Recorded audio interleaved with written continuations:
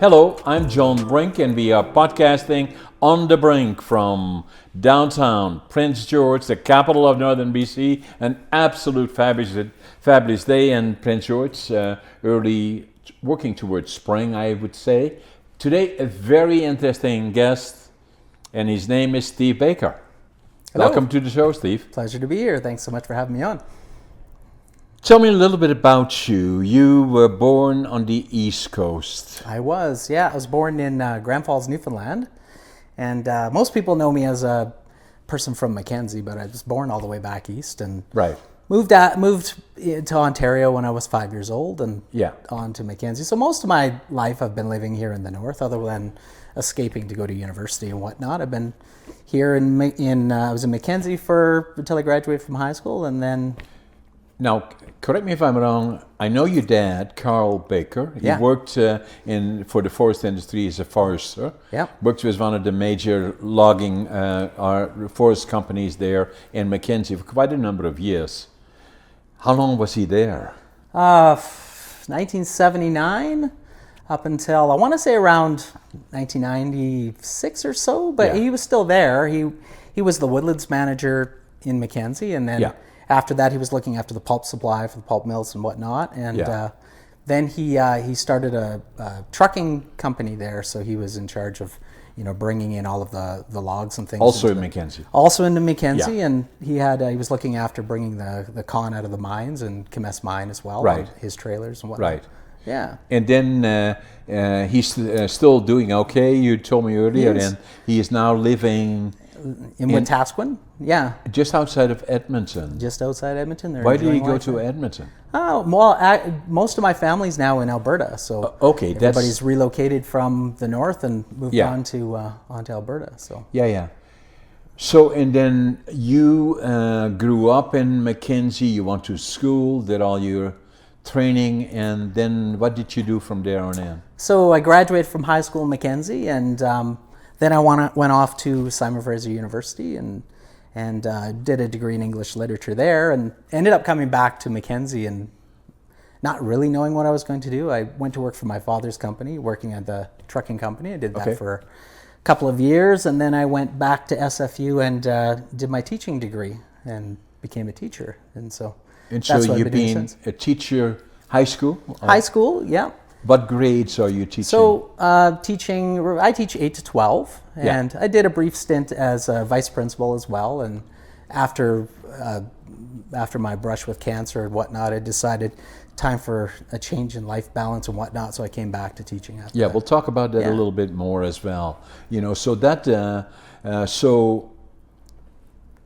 which have you been always with the same school here in Prince George? No, most of my career I did a brief, a couple of years in Mackenzie first, and came back to Prince George, and I was at Job McGuinness when we had the junior high schools here for 3 years, and then I was at PGSS for most of my teaching career, and then just last fall I relocated back over to Duchess Park, where I was vice principal years ago as well, and so that's where I am now, and hopefully that's probably where I'll stay for the other 10 years. Duchess Park is one of the largest schools here in the region, right? Is it? I don't think it's one of the largest anymore, but one of the newest schools for sure. I did a presentation there for Remembrance Day. That's right, yeah. Yeah, a lot of kids were there. I think, how many, 2,000 or something like that? Yeah, there's, I want to say somewhere around 900 students in the school. Yeah. My goodness, yeah. And, and what are you teaching? This year's a little different, but I usually, for most of my career, I've been teaching senior English and contemporary music, so I teach guitar. At PGSS, I had a program called School of Rock, which was a program for singers, guitar players, keyboard players, drummers, and basically kids who wanted to learn about the music business. Yeah. And so we had a great little program for that. So this year, being that I relocated, I didn't really have a lot of choice in what I was teaching, but I'm teaching some English there, some career life education courses as well, which has been really fun. And so in the fall, I'm looking to teach some guitar classes. We're starting a new program at Duchess Park, so that'll be exciting. So which is kind of interesting because the guests watching us now, they have said already to themselves, "What's with the guitars?" And then in particular, what's with the guitars of this guy here, John? So anyway, what brought you to music? Because I know already music is a big part of your life. Yeah. Right? Yeah. What brought you to music? You know what? Music for me, I mean, I can't imagine I can't think of a time in my life when it wasn't there. So it was, my parents weren't musicians, but we always had a piano in the house. Right. So even as a little kid, I do remember sitting at the piano, and before I ever took any piano lessons or anything, and trying to write things on a piano, doing that sort of thing. And, I was always, when I was a little kid, I was the kid who would take like pie plates and put elastic bands on them and try to make guitars and whatnot. So my parents actually they started me in piano lessons when I was, like a lot of little kids, I was probably 7 or 8 years old. It wasn't something that I was going to naturally gravitate towards, so it didn't last that long. And I had a friend of mine's brother had a bass guitar, and so I just remember listening to him, just, older teenage kids who could pick up and play these songs. And living in Mackenzie, there were just a lot of people who played in bands, and a lot of musicians came out of that little town. Why? I don't know why. What makes it? Because how many people were in Mackenzie when you were there? Maybe 5,000 or so people back in those days. Small, it was a bigger town, relatively speaking. Yeah, but there were just a huge number of people who played in bands. I mean, we had our high school dances would have live bands at them, and so there was a lot of opportunity to play and to learn from older people. So I guess I was probably about grade 5 or 6, and my parents bought me an acoustic guitar for Christmas and a book, and I started teaching myself and how to play some things until I decided I probably needed an electric guitar. And so I saved up some money and bought the cheap through the Sears catalog electric guitar and an amp, and my friend's brother taught me how to play the guitar, and that became a thing for me. And and then back in those days, music programs were huge in schools, so the band program was thriving in Mackenzie. So from about grade 6 right through high school, I played the trumpet in the school band, and so I learned my music theory through that. And then the guitar was sort of something, it was my passion, but I always had other things that were going on. I always played music. And, and then after high school, I moved down to Lower Mainland. So I was playing in bands down around the Lower Mainland and doing a lot of that. So, and since I've always had always guitar though? It's always been the guitar. And then the singing thing, I think I became a singer because nobody else wanted to be a singer. That's kind of how that happened. By accident more than anything else. Yeah, right? I mean, when I graduated from high school and I moved down to the Lower Mainland, it was like on my mind. I wanted to join a band and I wanted to be part of that scene, right? Coming out of the small town and doing that. And it was I could never fully commit to doing too much of that because I was busy with university and all of that sort of thing. But I was always passionate about it. It was always more than just sort of a little bit of a hobby. It was always something that, you know. And now the singing thing, that then kind of built from that point forward as well, right? Yeah. So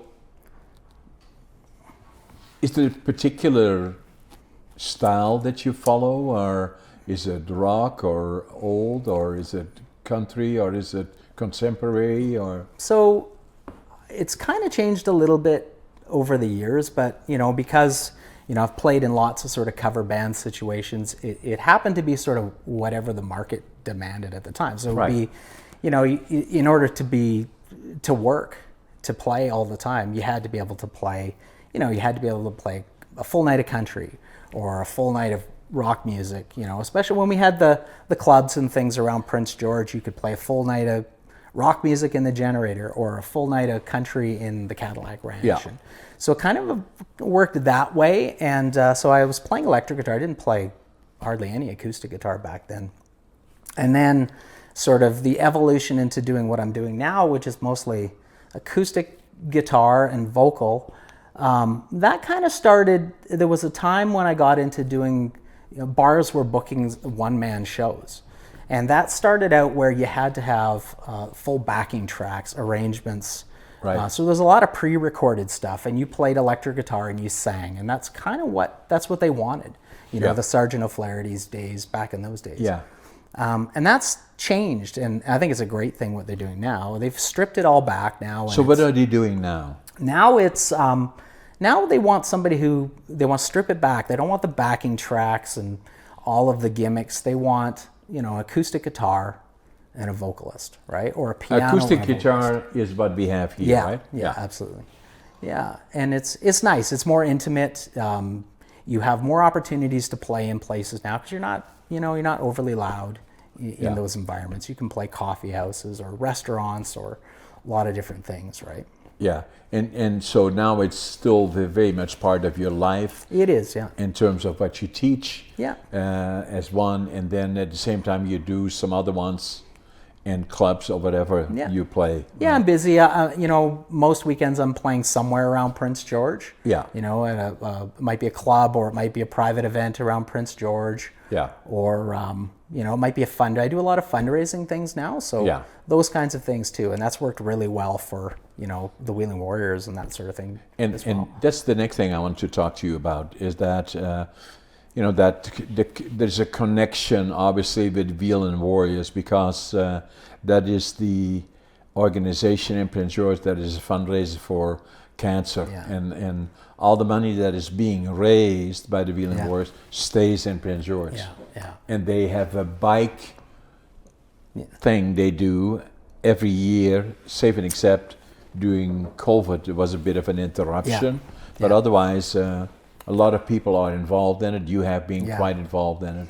Yeah, that's an amazing group of people. Yeah, with Karen and James and all those people, right? Yeah, so I joined the Wheelin Warriors in 2019. So I was doing a duo with the music thing. So again, the music kind of brought me into that. And now the cycling thing has been, it wasn't something that was new to me, but I'd been cycling.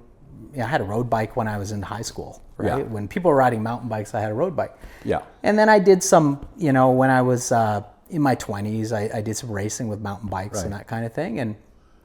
But I'd left it after, I was married and I had kids and I ditched all of that and I hadn't touched my bike forever. And then I was doing I was doing a duo with Sandra Cardenas.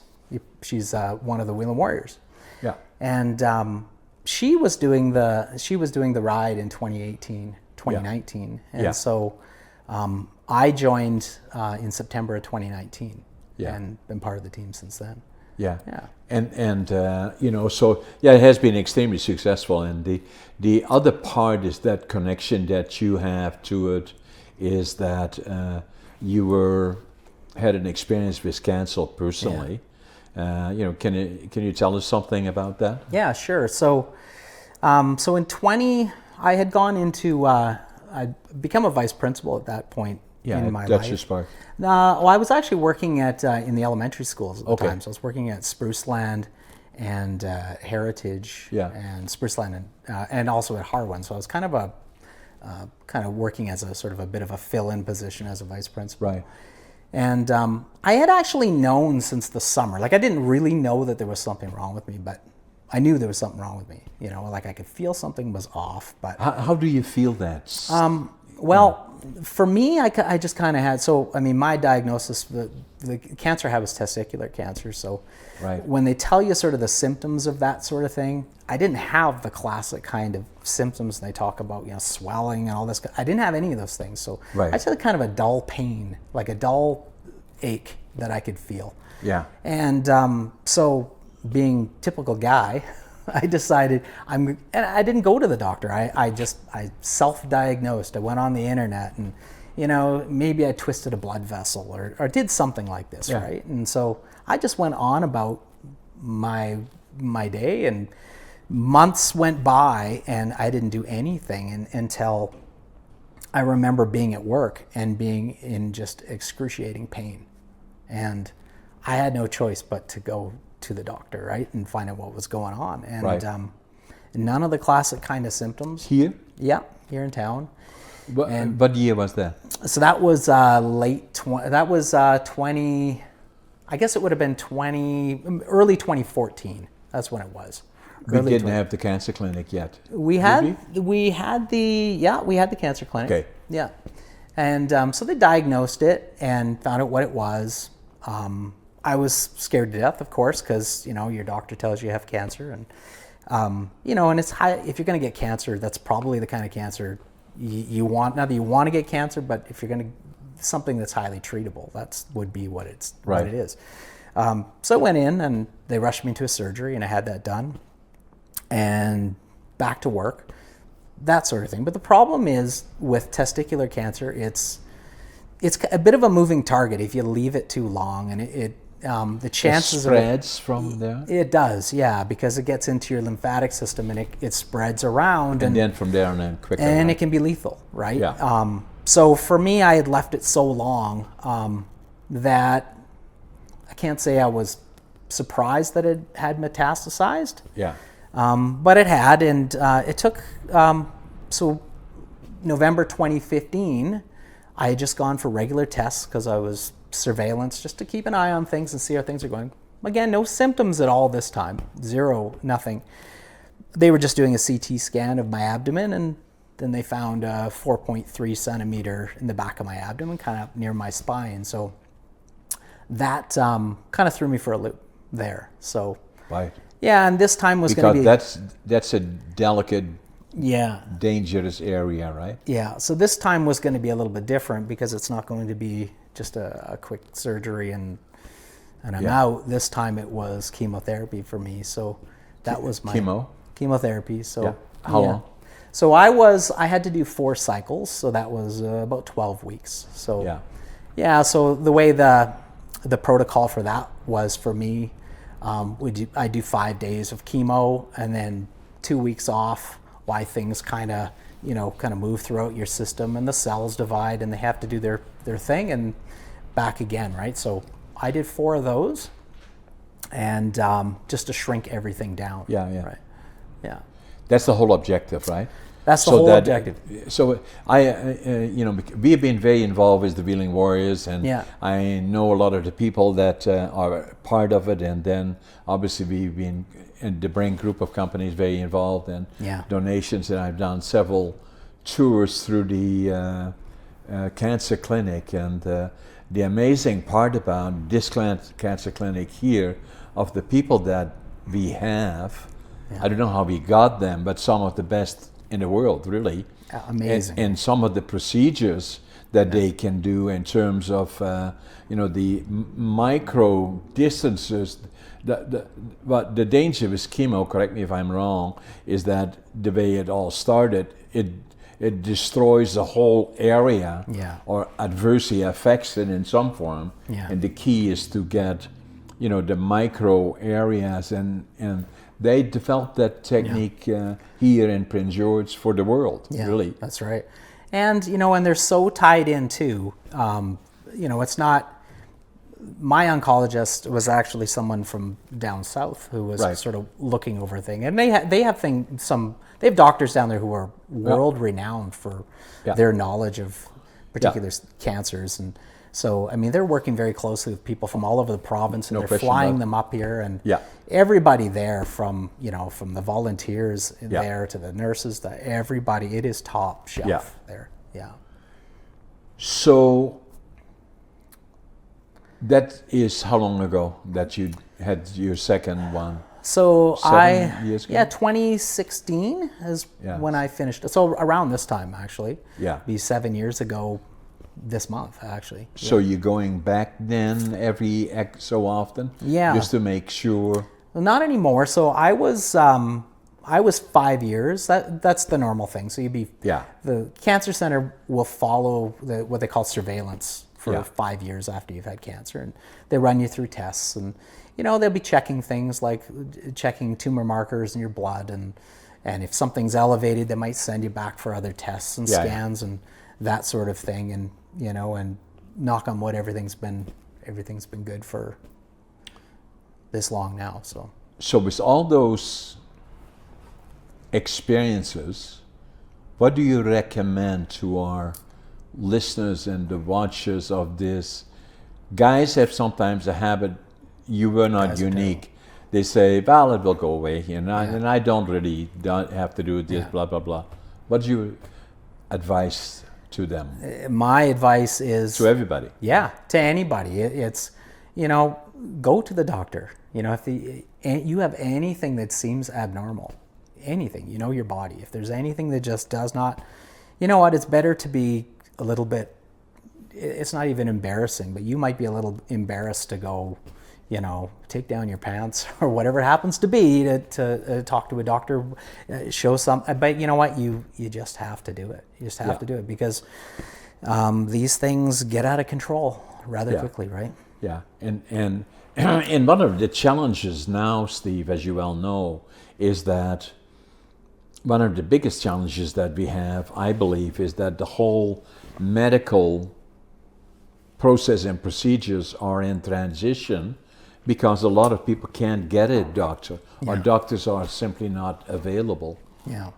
Is it then a question of learning or self-informing or becoming much more proactive? Yeah, 100%.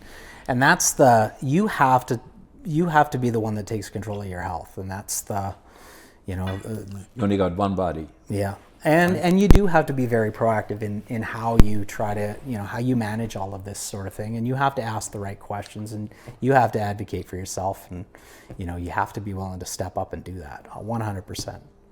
Yeah. You can't wait for somebody else to do that for you. No. And so we are lucky here in a way that we have the cancer clinic. We are. And I heard the other day another 18, 19 docs studied off at our That's right.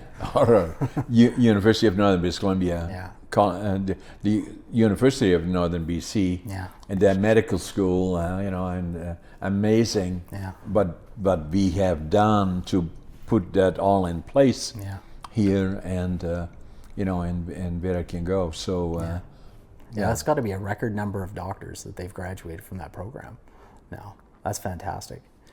And the other part about it, not over-belaboring it, but the other part about it is we can also be more proactive in terms of asking the right questions because a lot of information is available. And the other part is to, online, sometimes the information is available. Yeah. You can talk to a doc online. Yeah. You don't always have to go there. No. With all due respect to our system here, is a lot of times I find that the doctor offices are full of people that that maybe should have been a little bit more proactive because it is all free, really. But it's a whole system that is still in transition, right? Yeah, but that being said, I don't think anything can take the place of having a physical, having somebody, and if you have family history of cancer, and go get that checked. Right, book the appointments. But I try to do. I'm 82 and a half. I always add the half to it because when you get close to the end, you have to. No, I'm just joking. But that's what I say. So what I've been doing probably for the last 10 years, I do a bumper to bumper. Yeah. So and I pay for it myself. But just to be on the safe side. 100%. And then kind of not doing the obvious drugs, alcohol, smoking, all the obvious stuff. Yeah. Try to, you only get one body, Yeah. And although it's very forgiving, but treat it with respect, right? Yeah. And, the one thing people ask me about the cancer, people say, well, do you have any regrets about the fact that that you had cancer? Was that? And I'm like, well, you know what? I think having, as weird as it is to say, I think having an illness like that, sometimes it takes something like that for you to reevaluate your life and to try to look at what you've been doing and to try to find balance. And, are you living a healthy lifestyle? Are you doing all the things you need to do? Yeah. And I agree with you 100%. I had a thing in 2008, actually. I had a case of diverticulitis. Yeah. I don't know if you're familiar with it. It's a rupture of your colon. And it starts with saying I have pain here. Okay, is it on the right side? It's probably appendix. Yeah. If it is on the left side, it could well be diverticulitis.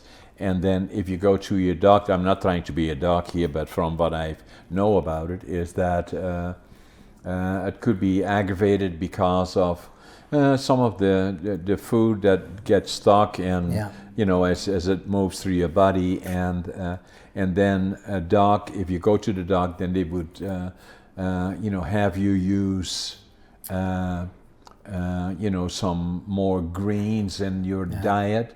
And in some cases, there is a rupture. Yeah. In my case, there was a rupture, and I didn't know that, and I have a very high threshold for pain.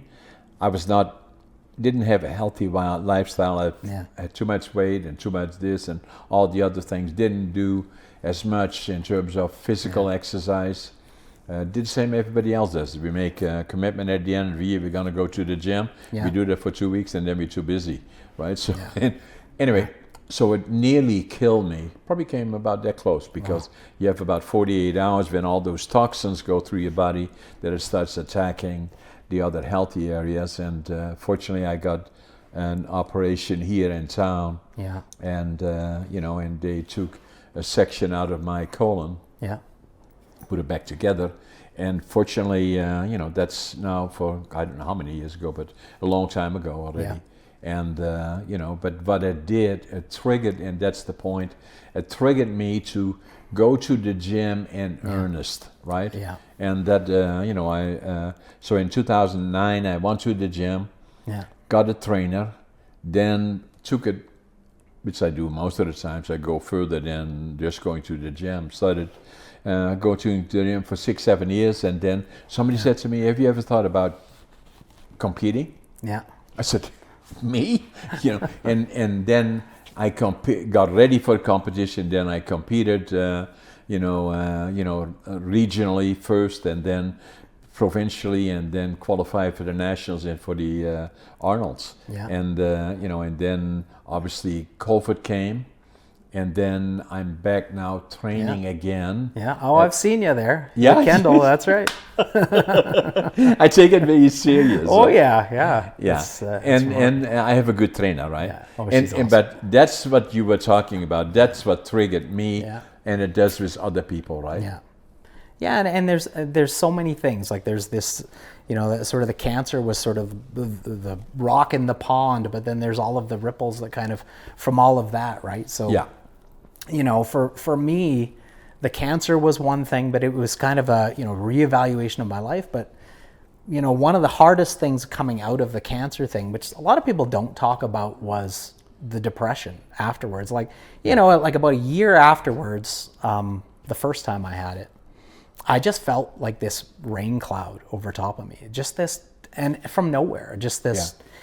Yeah. And, and I never thought of I'm a pretty upbeat person. I got so many things going on, but, and I never considered that I'd be depressed or anything like that. But I 100% was. And so when I went and saw the doctor said, well, it's been a year. I'm not surprised. Here you are. And so that to me was a struggle. And that was a struggle for a long, long time afterwards. Like dealing with, because now I had a mental health issue along with the cancer, right? And exactly. It's not something anybody tells you about. And, and dealing with that, that was a difficult one because, of course, you go to the doctor, and the doctors do what they can do, but they're going to give you antidepressants. And for me, I remember going on these antidepressants and feeling like I was like looking out of a little window, and I just felt like, this isn't how I'm supposed to feel. This is not you, right? No, and and nobody ever talked about diet. Nobody ever talked about fitness and moving your body and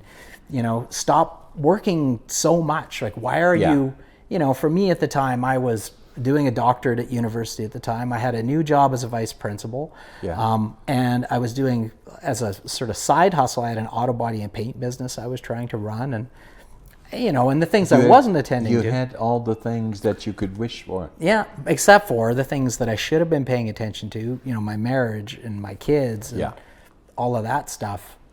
And at that time I'd given up music. I wasn't playing music at all. Right. all the things that that were near and dear to me were pushed aside. So Yeah. that cloud, that rain cloud, was just there, and Yeah. you know, Affected everything around you. So then it was I need to change everything. Yeah. So I gave up the admin job. I was 2 years into doing a doctorate. I quit that. I didn't finish it. Went back to teaching. Other things in my life fell apart, and I couldn't fix those things. But I did get things back on track. Right. Fitness became a priority for me. The gym. Now it's riding the bike as well, eating the right food, and now there's a clarity. I don't need antidepressants or those things. I mean, some people genuinely they need that, and that's what gets them through. It didn't work for me. Yeah. So I needed a sense of balance, and I needed to find my health. And again, when you talk about advocating for your health, that's something I had to do on my own. Yeah. The other part, and I have another friend, that I podcasted last week, Brooklyn Dirksen, and I don't know if you saw. She's a dear friend, right? So, and Brooklyn went through a difficult time, and then, one more and more became involved in helping others. Yeah. That has helped her. Ride Don't Hide, and we were a sponsor for that for 5 years. I'm not sure what is happening to it now.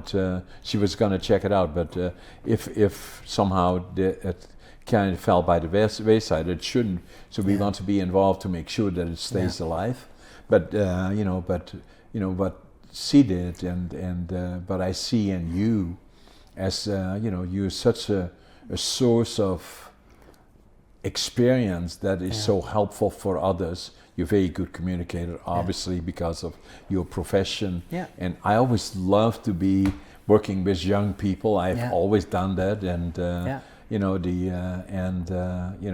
and being a public speaker and doing all of those kind of things. And feeling fit. Yeah, and they're not things to be ashamed of. And I mean. And my high school kids, I'm pretty open about this stuff too. And they know I'm a cancer survivor, and I'll talk about mental health and the importance of staying on top of all of that. And I think the worst thing ever is to not talk about these things. Yeah, and that's why I did this. I had and I know you haven't seen this one there. So what I did is, I went through this. I've gone through all the ups and downs, and I did exactly what you do. It tells it all, I'm not trying to be perfect. I'm trying to do the best I can and give it all that I got, right? And then I thought about it for a long time, to write a book about it. And so I say about this book, Against All Odds. Yeah. It took me 80 years to live it, 20 years to think about it, 2 years to write it. Yeah. The problem that I had, though, is that is my second book. It's not a problem, but it's ADHD, and the obvious question that follows, but you likely already know. I'm a perfect example of ADHD, and academically, I was not very good. I failed grade 3. Who fails grade 3, really? And I failed grade 7 3 times. Yeah. And and then they said, what are we going to do with this guy? Do we send him to the mentally challenged school, or do we get him a job? So they got me a job, fortunately, and my parents were very, very good, and I became a furniture maker. Yeah. And then the other one was that I was born in 1940. We were liberated by the Canadian Army. April the 12th, 1945, my dream was to go to Canada. I wanted to go to Canada. And then my dad worked in the lumber business, and then my second dream was to build my own lumber company. And the other one was to start with nothing. Yeah. Because I had to prove, if you wonder what I'm doing with this one, and for everybody, 2547, but it says underneath it, attitude, passion, work ethic. Yeah. And, so what I wanted to do is, I felt I had been a failure. I had to prove to myself that I could do it on my own. So I left Amsterdam. I already had a good job in Holland, even with the little formal education that I had. But I took my suitcase, 3 books, 2 sets of clothes, and I was going to go to, I knew British Columbia was where the timber is, ended up in Vancouver, talked to a German fellow. Fortunately, I could speak some German, and I told him what I wanted to do. He said, Prince George, 1965, right? Yeah. And, and so that's where I wanted. When I got off the bus, I had $25.47, couldn't speak the language, didn't know soul, didn't have a job. And then I went through the whole thing, and that's really what I talk about in the book. Yeah. So the book is not about hurrah, how successful is John. It's about, with all the challenges and all the ups and downs, what did he do? Why did he come back up again and again? It is attitude, avoid the negative, passion, find that dream that you love to do. Yeah. You're a classic example of that in many ways. And then the other one, work ethic, we both do that. And so then with the book, how do you write a book? As English is not my first language, and then secondly, I'm grade 7. What you gonna do with that, right? Amazingly, I'm a very good writer. Why? ADHD. I only found out much later when I was 57 or 62. And then the other part, I'm very, very good at numbers. Yeah. But I knew with the book, if I'm going to write it, I knew I cannot do it twice and say, well, not so good. I'll do another bit. No, you only have one chance. It is what it is. I'm going to give you this one. Oh, thank you so much. I signed it to you, Steve. I appreciate that. And then the other one, what happened to this thing then? Well, I was 57 when I walked in the books on 4th, and for some reason, I still don't know why, I opened this book and it said, driven to distraction. I have no idea why I opened it. And it talked about ADHD. I'd never even heard of it. Yeah. And the more I read about it, the more I looked at it, and I looked at it and looked at it, and even the guy that owned the store came to me and said, are we going to buy it or what? So anyway, I bought it. And then I wrote in it in Dutch. Now I finally know who I am. Yeah. I was ashamed of it because of the stigma. and since that time, I've become more vocal about it. And the frequency of occurrence, I'm sure you are aware of, is much higher than people answer. Yeah. But it's not only ADHD, it's those that are slow learners. Some people are, either because of trauma is a good example, or First Nations that have been exposed to trauma and other things. Or I say even the people that, I wrote the book in such a way that you can virtually open it anywhere. It's quite successful actually, and start picking it up and then going back to another area. And that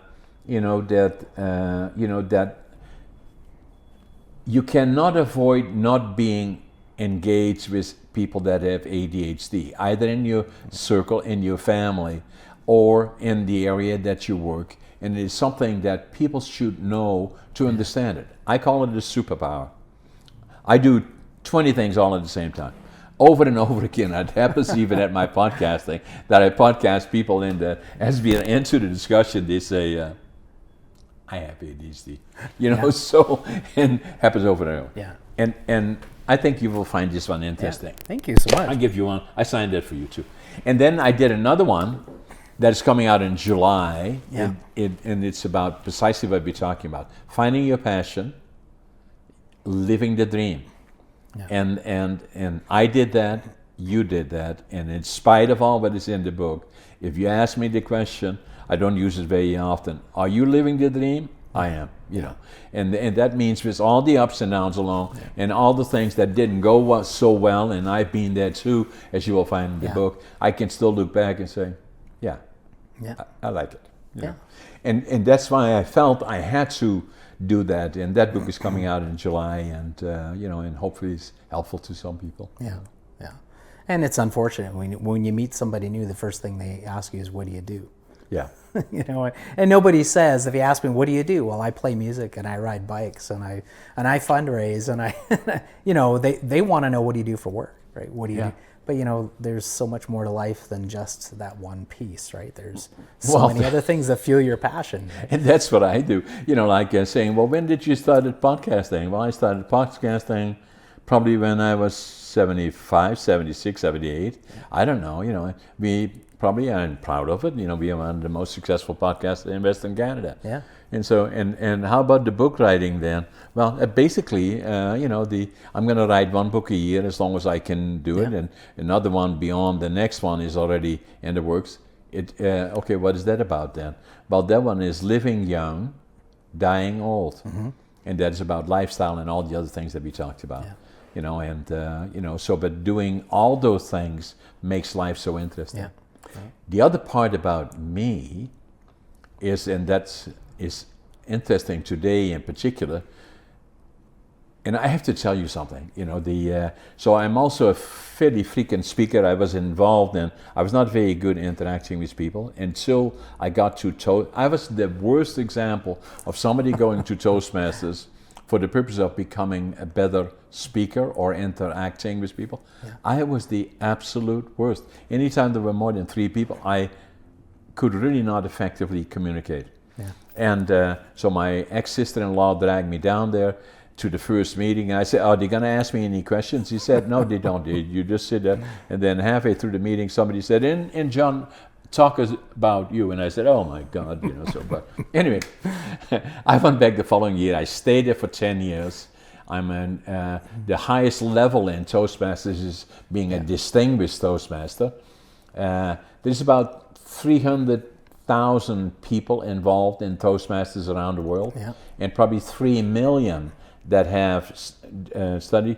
Less than 0.5% of them will end up being a DTM. Yeah. And I'm not bragging about it, but I'm simply saying that even for somebody like me, that was the absolute worst. It was there. I'm now a professional speaker. I do professional speaking all over the place, and you know, and I really enjoy it. And you know, so and again, that I started quite late in life. And you probably avoided speaking at all sorts of. Oh, no, I couldn't. That was totally impossible. At one point, he invited me to Rotary Club here, since you asked me the question, and so I went to the Rotary Club. Been early in my time that I had the mill, and then they said, "Okay, John, you just want to. We have some new members, and that was after we were there about for 3 or 4 weeks, and you want to talk about. If I would have known that, I wouldn't have gone." And all I said about is, I'm John Brink and I do this, that, and the other thing, and it really nearly killed me. Yeah. You know, I would have never gone there. And now you're speaking at the high schools, the university, and do podcasts and all that, and then keynotes addressed and becoming more. And I'm a recognized professional speaker. Yeah. I was going to talk about you know, there's something interesting in a way as our setting here is though that I did at one point a competition for Toastmasters. Now let me tell you share with you another thing about Toastmasters that is sometimes misunderstood. They think that Toastmasters is becoming good speakers. It is, but that's not the main thing in my opinion. It's becoming a good listener. That's the most important part. And of Toastmasters, but and it's in town there are probably 8 or 10 clubs at one time, and you know, it's the best investment I ever made. Also, part of the Toastmastering, I had to do a presentation,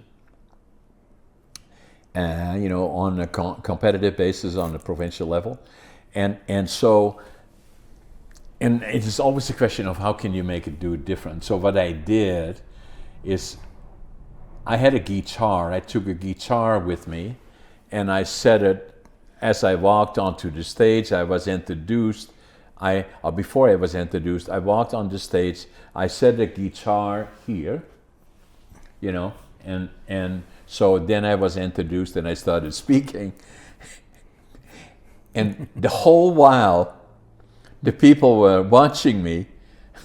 They say, what is going on with the guitar? What is she going to do with the guitar? Well, I didn't do anything with it. I couldn't speak guitar. But it was just one of those things that what props will do on the presentation. That's why I used it. And that's why it is kind of funny. Again, now I'm sitting here podcasting, and the guitar is here.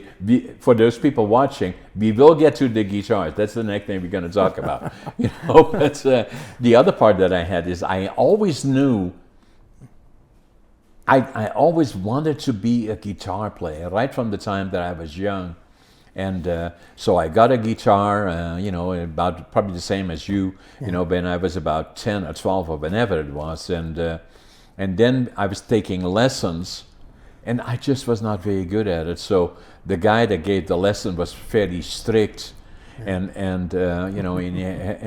all the things that he had me to do were very difficult to understand for me, and he just kind of gave up on me, and he said, John, I don't want Jan was my name. I don't want you anymore as a client, so go away.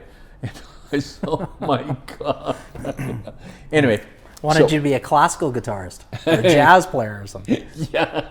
So that's kind of what happened, So, but since that time, I still love guitars. I still like singing. I still listen to music. I enjoy it very much. And, that means music from one end of the spectrum to the other. Yeah. We've been always supporting the symphony here in town, the same in Europe, where I grew up in Holland. It's part of our culture. And then at the same time, I love all kinds of music, contemporary. And so let's talk about that a little bit. Sure. So for somebody like me, that I still have probably 4 or 5 guitars, but I can't play. So, and at the same time, what should somebody like that do about playing, or in a general sense, that if you get somebody like what you find in class and saying, I want to learn how to play guitar? Well, I think it's, you have to genuinely want to do it. It's like learning how to do anything else, like learning a language or anything. You have to want to do it. So if it's too complicated, like the way you were trying to, and probably when I was first trying to learn how to play the piano when I was a little kid, all of the theory and all of that sort of thing, I taught a little bit of guitar at the high school, and my theory, quite honestly, is not that good. I mean, I played the trumpet in high school, but as a guitar player, most of what I learned was by ear or people showing me how to play things. And, there's the keep it simple philosophy for me, right? Well, and it's my learning experience was make it very difficult, approach. Yeah, I mean, you can't go from zero to jazz right away. No. It's some of the best songs have 3 chords in them. Yeah. If you know how to play a few, and that's kind of how I would approach things when I was teaching guitar to high school kids as a class. We make a songbook and we start with songs that have 3 chords in it. And you can do a lot with 3 chords. I mean, you can play a lot of CCR songs with 3 chords. Yeah. And just keeping it simple and just building. It's just like... And that's the key, right? Yeah. And giving confidence to the people that are watching. And they say, no, you will get it, right? Yeah. Yeah. And it has to be. And then there's there has to be enough grit there that kids will actually take the guitar. They have to practice. Yeah. It's like you're never going to be good at math if you don't practice the math. No. Guitar is the same thing. If you have the passion for it. Like for me, it wasn't a difficult thing because I wasn't the kind of kid to sit around and watch TV. If I had the TV on, I had the guitar with me anyway. So it wasn't and I'm still like that. If I'm sitting around, I've usually got a guitar in my hand or something. But it's after a while you develop what they call finger memory, right? Where you're not thinking about the chords anymore. Yeah. If you're singing, you might be trying to think more about the lyrics. You don't forget the lyrics, but not thinking about the chords anymore. Yeah. But but it comes natural to you, and can you take the guitar and show us something? Yeah, you bet. Do you have to have the microphone closer, or? You want this closer? All right. So, can I play an Elton John song? Pardon me? Can I play an Elton John song? Yeah. All right. So, do whatever you want. Yeah. Trying to think about, as a kid growing up, the kind of albums that were in my house. And my dad always had he didn't have a lot of albums, but pretty eclectic taste in listening to things. So there was always like, a Johnny Cash album. Nana Muscuri was another thing around the house. Yeah, I remember her too. Yeah, the Irish Rovers, that kind of thing. Yeah. But, love them. he had an Elton John album, and to me that was... Yeah. My sister kind of got me into the Rolling Stones and Michael Jackson. I have an older sister. Yeah. And my brother kind of got me into classic, well, I guess some classic rock stuff and some of that 80s sort of rock stuff. But, having older siblings kind of get you into that stuff. Right. But the Elton John stuff, I think the one album in my house, and listening to that. So I always had a thing for, I like the people who... yeah, I like it. All right, so I'll do an Elton John song for you.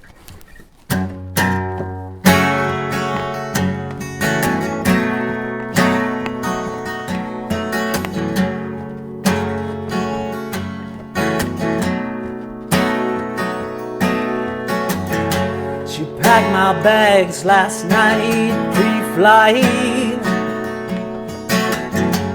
0 hour, 9 a.m.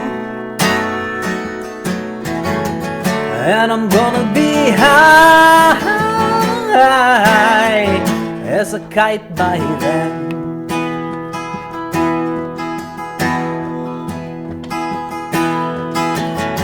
I miss the earth so much, I miss my wife,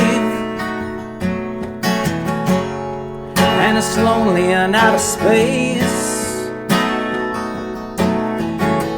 on such a time, this flight.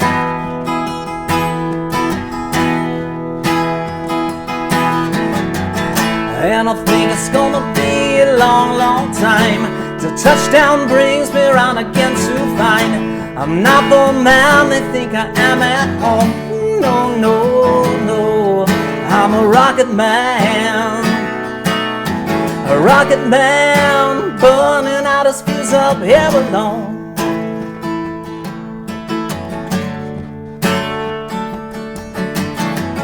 And I think it's gonna be a long, long time till touchdown brings me around again to find I'm not the man they think I am at home. No, no, no, I'm a rocket man, burning out his fuse up here alone.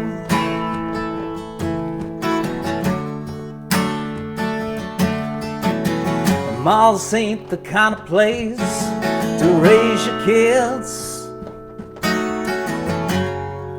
In fact, it's cold as hell, and there's no one there to raise them if you did.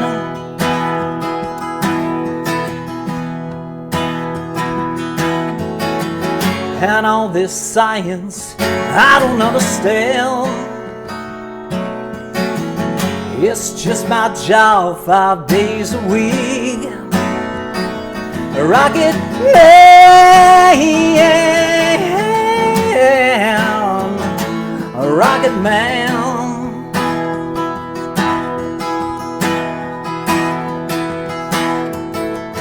And I think it's gonna be a long, long time till touchdown brings me around again to find I'm not the man they think I am at home.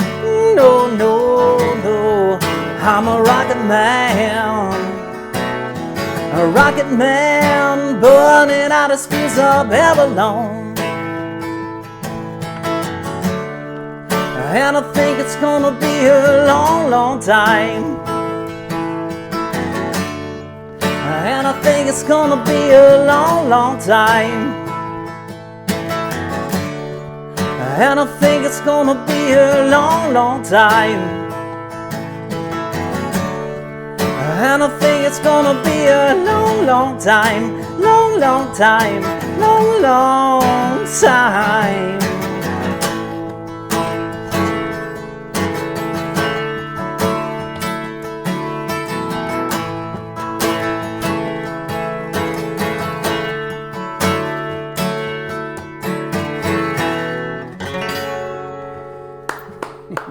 Thank you. Very good, Steve. Amazing how you're a very, very good guitar player, but at the same time you're a very good singer as well. Thanks. So what I find is that one of the songs that I like is Chet Sheeran. Ed Sheeran? Yeah. Yeah. Yeah. But he plays guitar also, right? But he has a small guitar. He does, yeah. Is that a guitar? It is. It's not a banjo. No, it's a. So he was famous for playing a little tiny. It was a Martin brand guitar called an LX1, little tiny guitar. Okay. He's not with Martin anymore, but he still plays these little tiny guitars. Right. And his thing, I love Ed Sheeran's music too, because he's brought the acoustic guitar, he's made it popular again, right, for people to pick up acoustic guitars again. Right. Not so much all the electric stuff. Right. And he's the other thing that he's made quite popular is a thing called a looper. So he will actually, if you see him live, he'll show up with just his guitar and a massive pedal board that he uses for kind of recording stuff as he goes. Okay. So he'll sort of make sort of a bass guitar kind of thing on the guitar, and he'll record that with his feet. Right. Then he might make drums on his guitar or with the microphone. Right. He'll record that, and then he'll play a couple of different guitar things over it, and then he'll sing over it. So he'll loop things together. So you see kids now who are going out and they're buying the loop pedals now so they can do what Ed Sheeran does. Yeah. Yeah, very talented guy.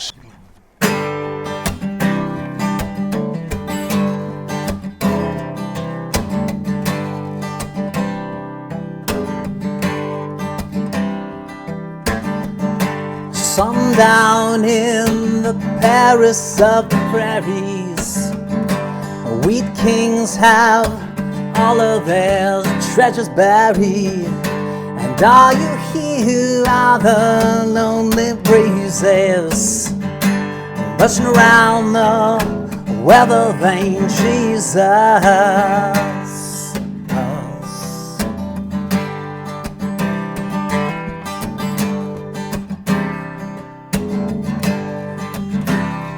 With his Zippo lighter he sees the killer's face, and maybe it's someone standing in a killer's place. 20 years for nothing, well that's nothing new. Besides, no one's interested in something you didn't do.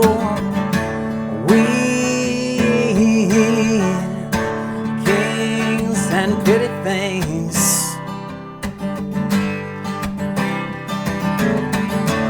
let's just see what the money brings.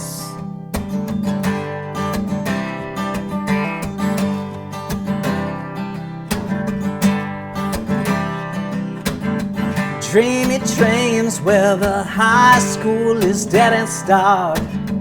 It's a museum and we're all locked up in it after dark. And the walls are lined all yellow, gray and sinister, lined with pictures of our parents' prime ministers. We kings and pretty things,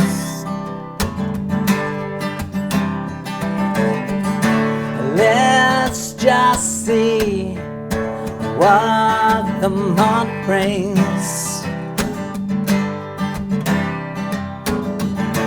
We kings and pretty things,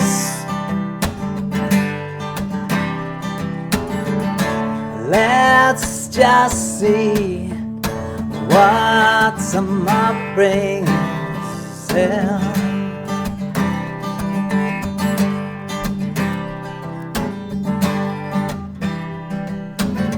Late-breaking story on the CBC, and a nation whispers we all knew that he go free. And Yagan can't be found though living in the past, 'cause if you are, then there's no way that you're gonna last. We kings and pretty things, Let's just see what tomorrow brings. We kings and pretty things. Let's just see what tomorrow brings.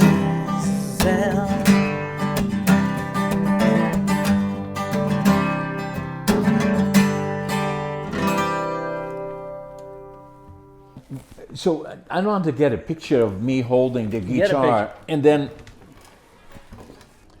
the challenge is always to, where do you, should you be using this? Some people use it, they go like, it looks like that you do that. Right? Yeah, so doing a sort of classical kind of thing. And some people do, like playing with picks or not playing with, and some people will that sort of thing.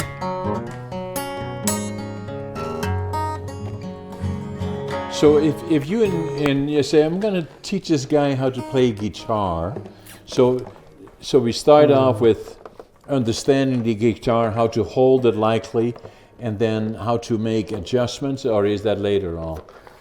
All of the tuning stuff. So when I'm teaching kids, I actually don't, we're starting with that sort of thing. I just kind of leave that, because again, it's one of those things you got to have a bit of an ear for it. Yeah.